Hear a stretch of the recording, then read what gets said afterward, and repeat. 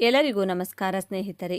ವರ್ಷಗಳು ತುಂಬ ವೇಗವಾಗಿ ಮುಗಿದು ಹೋಗುತ್ತವೆ. ಇನ್ನೇನು ಒಂದೇ ಒಂದು ತಿಂಗಳು ಕಳೆದರೆ 2024 ಪೂರ್ಣಗೊಂಡು 2025 ಆರಂಭವಾಗುತ್ತದೆ.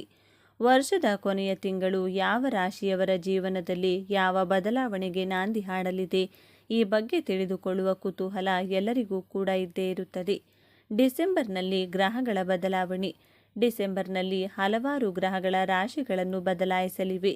ಡಿಸೆಂಬರ್ 2ರಂದು ಮಕರ ರಾಶಿಗೆ ಶುಕ್ರ ಪ್ರವೇಶ ಮಾಡುತ್ತಾನೆ. ಡಿಸೆಂಬರ್ 16ರಂದು ಧನು ರಾಶಿಗೆ ಸೂರ್ಯಗ್ರಹ ಪ್ರವೇಶಿಸಲಿದೆ. ಇಲ್ಲಿಂದ ಧನುರ್ಮಾಸ ಆರಂಭವಾಗುತ್ತದೆ. ನಂತರ ಡಿಸೆಂಬರ್ 28ರಂದು ಶುಕ್ರಗ್ರಹ ಮತ್ತೊಮ್ಮೆ ತನ್ನ ಸ್ಥಾನವನ್ನು ಬದಲಾವಣೆ ಮಾಡಲಿದ್ದು ಮಕರದಿಂದ ಕುಂಭರಾಶಿಗೆ ಸಾಗಲಿದೆ. ಇವು ಡಿಸೆಂಬರ್ ತಿಂಗಳ ಗ್ರಹಗಳ ಸ್ಥಾನ ಪರಿವರ್ತನೆಯಾಗಿದೆ. ಹಾಗಾದರೆ ಮೊದಲಿಗೆ ಮೇಷರಾಶಿಯ ಡಿಸೆಂಬರ್ ತಿಂಗಳ ಮಾಸ ಭವಿಷ್ಯ ಹೇಗಿದೆ ಎಂದು ನೋಡೋಣ. ಅದಕ್ಕೂ ಮುಂಚೆ ನೀವಿನ್ನು ಚಾನಲ್ಗೆ ಸಬ್ಸ್ಕ್ರೈಬ್ ಆಗಿಲ್ಲ ಅಂದರೆ ಈಗಲೇ ಸಬ್ಸ್ಕ್ರೈಬ್ ಆಗಿ, ಹಾಗೆ ವಿಡಿಯೋಗೆ ಲೈಕ್ ಮಾಡಿ, ವಿಡಿಯೋ ಸ್ಕಿಪ್ ಮಾಡದೆ ಕೊನೆ ತನಕ ನೋಡಿ. ಮೇಷರಾಶಿಯ ಡಿಸೆಂಬರ್ ತಿಂಗಳ ಮಾಸ ಭವಿಷ್ಯ. ಡಿಸೆಂಬರ್ ತಿಂಗಳಲ್ಲಿ ಮೇಷರಾಶಿಯವರಿಗೆ ಶುಭ ಹಾಗೂ ಲಾಭಗಳು ಅಧಿಕವಾಗಿವೆ. ಕೈಗೊಂಡ ಕೆಲಸ ಕಾರ್ಯಗಳು ತುಂಬ ಸುಲಲಿತವಾಗಿ ಕೈಗೂಡುತ್ತವೆ. ಹೀಗಾಗಿ ಡಿಸೆಂಬರ್ ಮೇಷರಾಶಿಯವರಿಗೆ ಅದೃಷ್ಟದ ತಿಂಗಳೆಂದೇ ಹೇಳಬಹುದು. ಹೊಸದಾದ ವ್ಯಾಪಾರ ವ್ಯವಹಾರ ಆರಂಭಿಸಲು ಇದು ತುಂಬ ಉತ್ತಮವಾದ ತಿಂಗಳಾಗಿದೆ. ವೃತ್ತಿ ಮತ್ತು ಆರೋಗ್ಯ.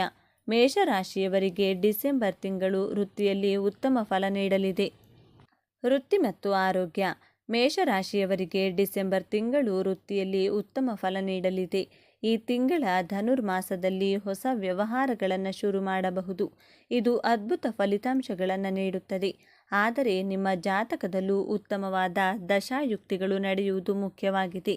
ವೃತ್ತಿಗೆ ಸಂಬಂಧಿಸಿದಂತೆ ಮೇಷರಾಶಿಯವರಿಗೆ ತುಂಬ ಅನುಕೂಲಕರವಾದ ವಾತಾವರಣ ಮೇಷರಾಶಿಯವರಿಗಿದೆ.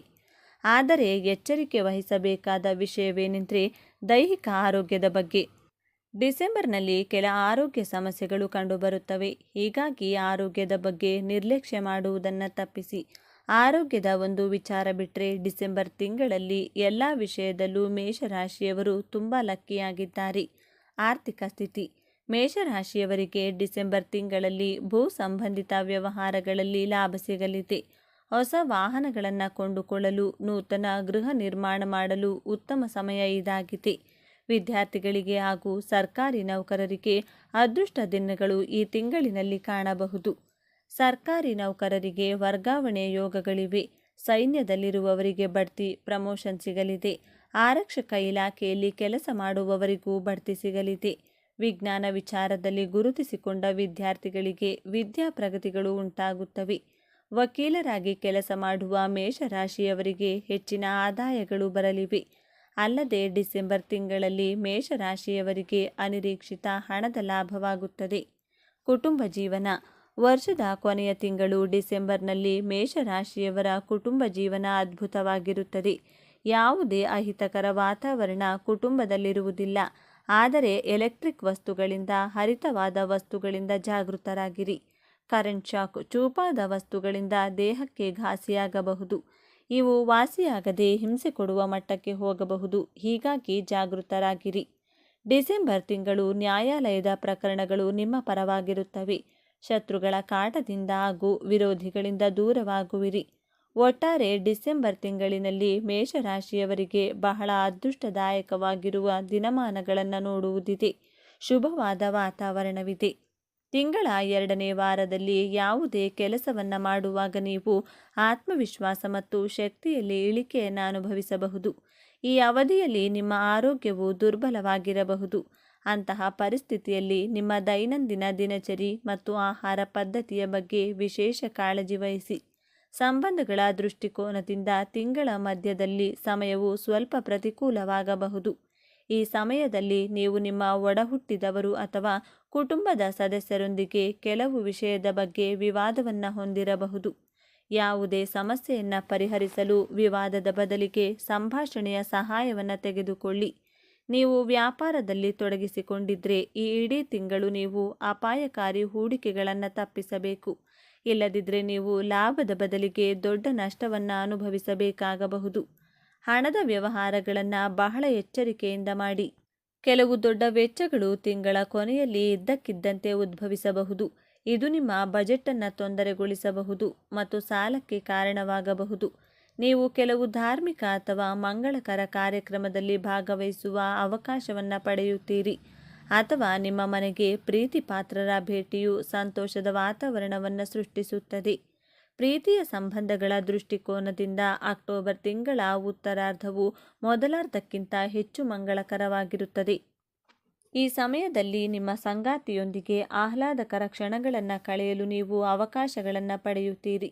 ಮಕ್ಕಳಿಗೆ ಸಂಬಂಧಿಸಿದ ಚಿಂತೆಗಳು ದೂರವಾಗಬಹುದು ಮತ್ತು ಆರೋಗ್ಯವು ಸಾಮಾನ್ಯವಾಗಿರುತ್ತದೆ.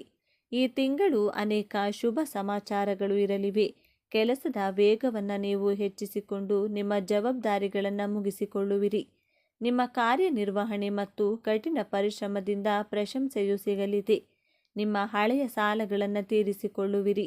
ಈ ತಿಂಗಳಲ್ಲಿ ಹಣದ ಖರ್ಚನ್ನು ನಿಲ್ಲಿಸಿ ಗಳಿಸಿಡಲು ಪ್ರಯತ್ನಿಸಿ.